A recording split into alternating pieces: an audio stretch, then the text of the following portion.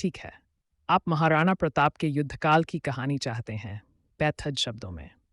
इसमें मैं हल्दी घाटी का युद्ध, प्रताप का संघर्ष, मुगलों से टकराव, जंगलों का जीवन तथा अंत तक का पूरा संघर्ष विस्तार से बताऊंगा।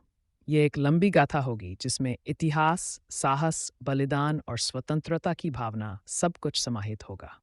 महाराणा प्रताप की युद्ध गाथा। राजस्थान की वीरभूमि मेवाड़ ने सदा से ऐसे वीर योद्धा पैदा किए हैं जिन्होंने अपने प्राणों की बाजी लगाकर स्वाभिमान और स्वतंत्रता की रक्षा की। उन्हीं में से एक थे महाराणा प्रताप, जो भारतीय इतिहास में अजेय शेर कहलाए। वे एक ऐसे योद्धा थे जिन्होंने अपने जीवन का हर क्षण युद्ध और संघर्ष को समर्पित किया। जन्म और प्रारंभिक जीवन। महाराणा प्रताप का जन्म 9 मई 1940 को राजस्थान के कुंभलगढ़ दुर्ग में हुआ। उनके पिता महाराणा उदय सिंह द्वितीय थे और माता का नाम महारानी जयवंताबाई था।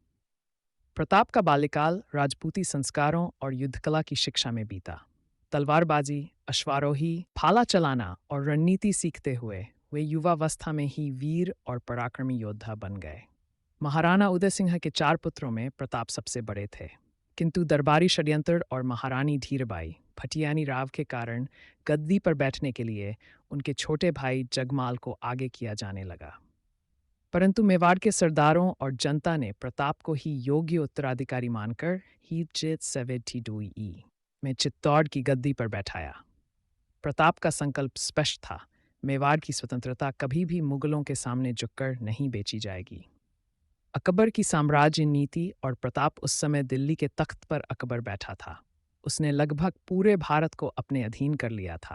राजपूतों में से अधिकांश राजघराने अकबर की अधीनता स्वीकार कर चुके थे। आमेर के राजा मानसिंह, बीकानेर, जोधपुर, बूंदी जैसे अनेक राजा अकबर के दरबार में शामिल हो चुके थे। किंतु प्रताप ने अकबर की अधीनता अस्वीकार कर दी। उन्होंने कहा, स्वतंत्रता से बढ़कर कोई धन नहीं और पराधीनता से बढ़कर कोई अभिशाप नहीं। यही से संघर्ष का मार्ग प्रशस्त हुआ। हल्दी घाटी का महान युद्ध 1576 अकबर ने महाराणा प्रताप को अधीन करने के लिए कई दूत भेजे।